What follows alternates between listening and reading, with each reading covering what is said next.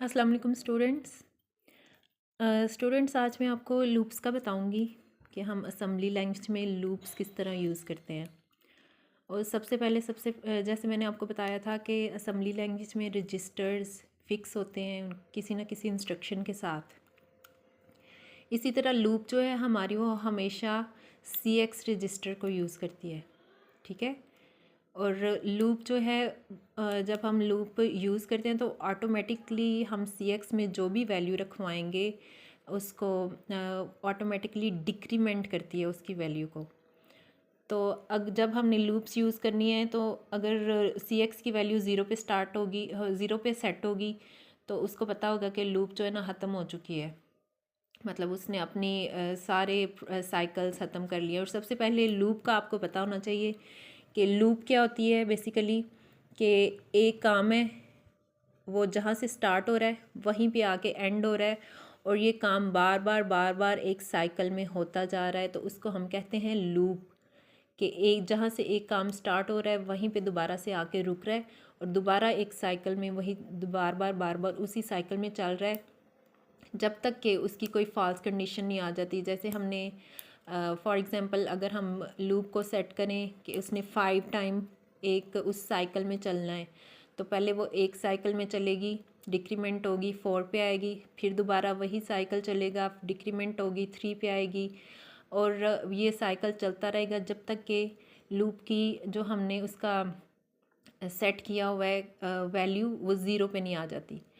5 4 3 2 1 ऐसे वो लूप चलती रहेगी। ठीक है, अब हम इसका यूज़ कैसे करते हैं वो हम देखते हैं, एक प्रोग्राम देखते हैं। ऊपर आपको पता है हमने वो सारा डॉट मॉडल, डॉट स्टैक, ये सारा हम जो ऊपर लिखते हैं वो हमने लिख लेना है, ठीक है। मेन से हम स्टार्ट कर रहे हैं। सबसे पहले हम क्या करेंगे, हम अपने डेटा सेगमेंट को इनिशियलाइज़ करेंगे। जैसे हमने लास्ट टाइम भी मैंने आपको बताया था कि डेटा सेगमेंट को हमने AX रजिस्टर में सबसे पहले उसकी वैल्यू डेटा सेगमेंट की देनी है उसको इनिशियलाइज़ करने के लिए। उसके लिए हमने यही सेम लाइंस लिखनी है, move AX comma at the rate data, कि डाटा सेगमेंट की इनिशियल वैल्यू इसको दे दो।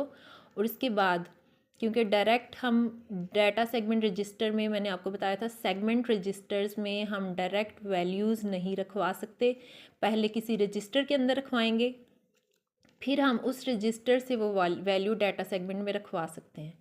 क्यों, कोई भी कांस्टेंट हम सेगमेंट रजिस्टर्स में डायरेक्ट नहीं रखवा सकते, इसलिए हम पहले इसको AX रजिस्टर में रखवाएंगे इसकी इनिशियल वैल्यू को, और फिर AX की वैल्यू हम डाटा सेगमेंट को असाइन कर देंगे, वो इनिशियलाइज हो जाएगा, ठीक है। डाटा सेगमेंट को इनिशियलाइज करने के लिए ये दोनों कमांड्स हैं। उसके बाद हम CX रजिस्टर लूप के लिए, ठीक है, CX के अंदर हमने 5 रखवा दिया, मतलब हम 5 टाइम लूप को चलाना चाहते हैं, ठीक है। हमने बेसिकली इस प्रोग्राम में करना क्या है, हमने 1 2 3 4 5 ये वैल्यूज़ हमने डिस्प्ले करवानी है स्क्रीन के ऊपर, ठीक है, या 5 4 3 2 1 व्हाट्सएवर। तो हम फिर क्या करेंगे, सबसे पहले हमने CX में 5 रखवा दिए, ठीक है। तो हमने क्या करना है, 5 टाइम, इसका मतलब है कि लूप चलेगी। CX की वैल्यू हमेशा लूप जो है वो CX की वैल्यू देखेगी, ठीक है। All loop always uses CX। तो हमने CX के अंदर 5 को रखवा दिया, ठीक है। उसके बाद हमने डिस्प्ले करना है, तो डिस्प्ले के लिए हम DX या DX रजिस्टर को यूज़ करते हैं। तो हम उसके लोअर बिट्स में DL के अंदर 1 रखवा देंगे। सबसे पहले हम 1 डिस्प्ले करवाएंगे, 1 2 3 4 5 डिस्प्ले करवाने ना। तो हमारा जो इंटरप्ट इंस्ट्रक्शन है डिस्प्ले वाली, वो DX रजिस्टर को रीड करती है, ये भी मैंने आपको लास्ट टाइम बताया था, ठीक है। तो उसमें हम क्या करेंगे, DL के अंदर 1 रखवा देंगे। DL क्या है, DX रजिस्टर की लोअर बिट्स, सही है, 2 पार्ट्स होते हैं ना।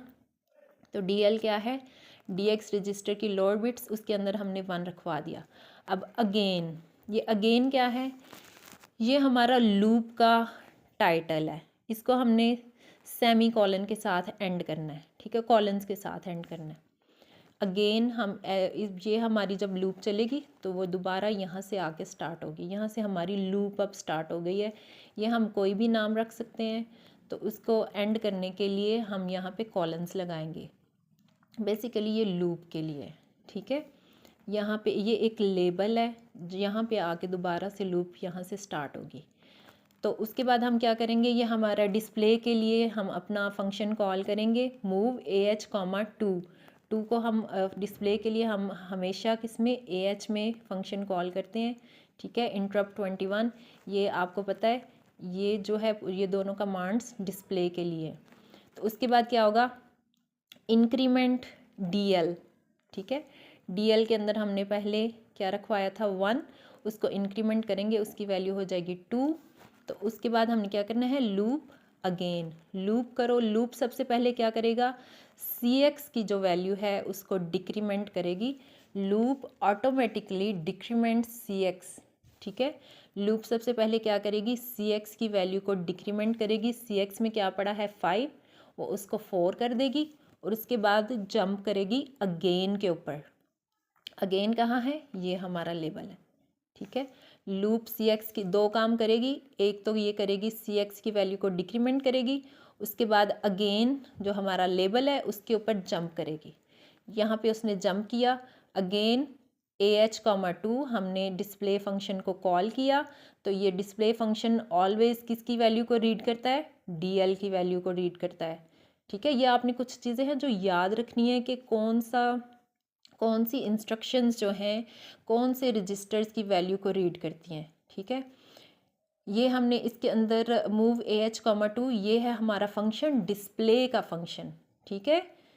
तो ये क्या करेगा, ये DL की वैल्यू को रीड करेगा और उसको डिस्प्ले करवा देगा। उसके बाद अगेन क्या होगा, हम क्या करेंगे, इंक्रीमेंट DL की जो भी वैल्यू है, DL की वैल्यू पहले 2 थी अब 3 हो चुकी है।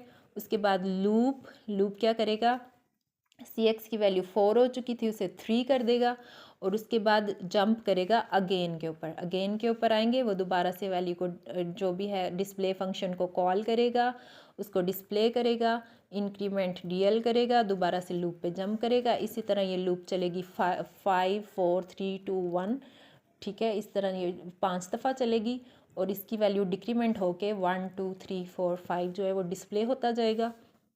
उसके बाद ये हमारा हमने ये प्रोग्राम को एंड करने की जो हमारी इंस्ट्रक्शंस हैं ये लिखनी है और एंड मेन कर देना है, ठीक है। होप सो आप लोगों को समझ आई होगी। आप लोगों को जिस बात की समझ ना आई हो आप लोगों ने मैसेज करके मेरे से पूछना है, ठीक है।